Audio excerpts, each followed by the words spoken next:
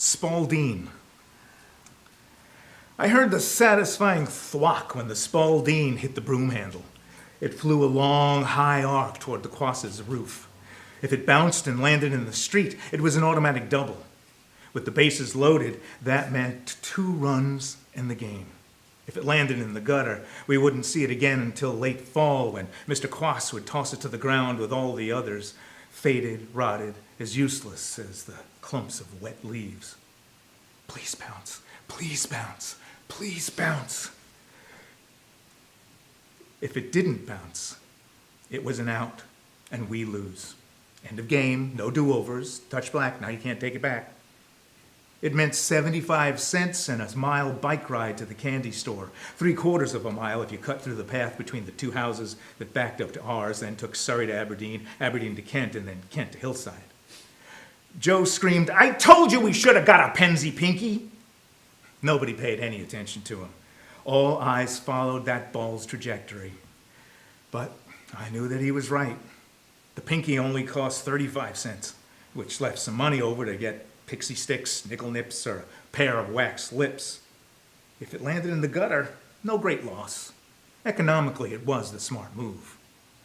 But the pathetic plunk it made, even when you hit the sweet spot, just wouldn't cut it. Sure, it was okay for monkey in the middle or hit the stick or even curveball in a pinch, but it was not good enough for the last game of this season. The Pinky's slick, smooth surface just couldn't compare to the rough, substantial feel of a Spauldeen in your hand.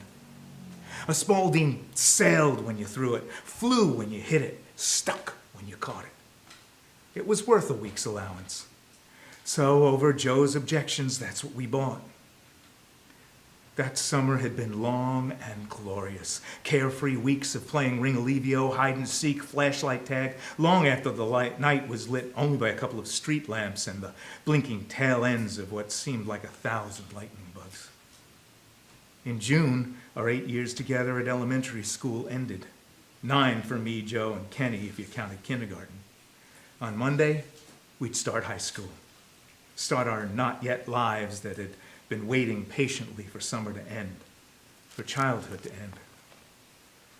And so on this hot Saturday afternoon of 12 innings, the last 3 of them ties, we put our hopes on a rubber ball flying through a suburban sky toward an unknown fate. We put all our hopes on where and how that Spauldeen would land. Please bounce, please bounce, please bounce.